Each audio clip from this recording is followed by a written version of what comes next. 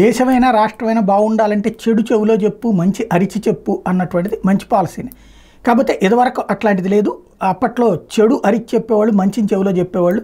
ప్రస్తుతం అయితే ఆ మంచి ఫార్ములానే ఫాలో అవుతున్నారు. చంద్రబాబు గారు అధికారంలోకి వచ్చాక తాజాగా అంగన్వాడీలకు సంబంధించినటువంటి ఒక ప్రధాన సమస్యని ఈనాడు లోపల పేజీల్లో రాసుకొచ్చింది.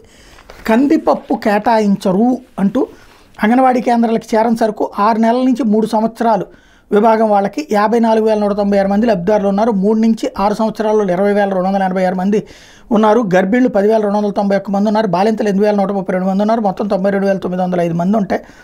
జిల్లాలో అంగన్వాడీ కేంద్రాలకు కందిపప్పు సరఫరా నిలిచిపోయింది. సరుకు ఎప్పుడు వస్తుంది అనే విషయం కూడా స్పష్టత లేదు. దీంతో అంగన్వాడీ సిబ్బందికి ఏం చేయాలో పాల్పోని పరిస్థితి.